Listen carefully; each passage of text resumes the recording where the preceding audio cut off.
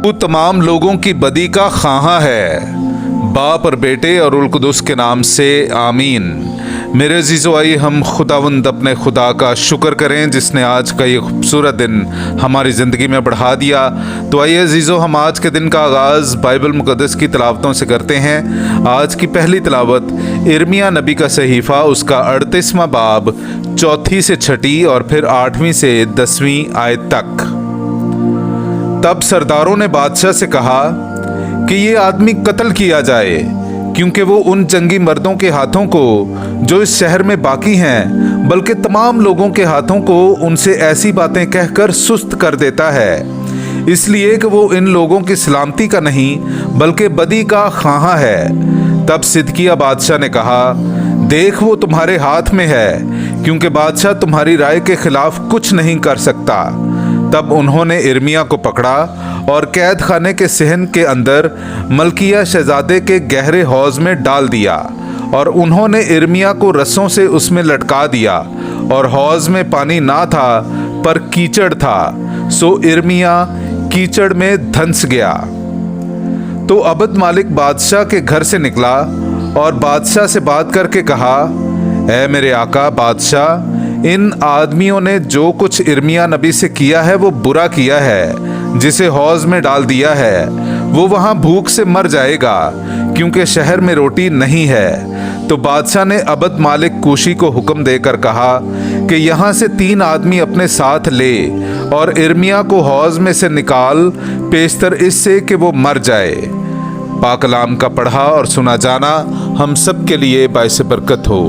खुदा का शुक्र हो। ए खुदावंद, मेरी मदद के लिए आ। मेरे अजीज़ो, आइए हम खुदावंद अपने खुदा की हम्दो तारीफ़ करें। मैं आपके सामने पढ़ूंगा ज़बूर नंबर 40, उसकी 2 से 4 और फिर 18वीं आयत।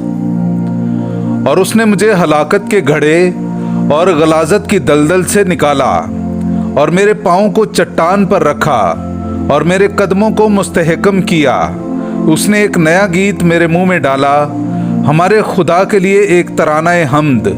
बहुतेरे देखेंगे और खौफ खाएंगे, खुदावंद पर तवक्कुल करेंगे। मुबारक है वो आदमी जिसने खुदावंद पर तवक्कुल रखा हुआ है और बुत परस्तों या बातिल की तरफ माइल होने वालों की तकलीद नहीं करता। मैं तो मिस्कीन व मोहताज हूँ, पर खुदावंद मेरा फिक्र करता है। तू ही मेरा मददगार और मेरा मुखलिस है, बस ऐ मेरे खुदा देर ना कर। पाक कलाम का पढ़ा और सुना जाना हम सब के लिए बाइस बरकत हो। खुदा का शुक्र हो। हम सब्र से इस दौड़ में दौड़ें जो हमारे सामने है। मेरे अजीज़ो, आइए हम आज की दूसरी तिलावत सुनते हैं। इब्रानियों के नाम ख़त, उसका 12वां बाब 1 आयत से लेकर 4 आयत तक।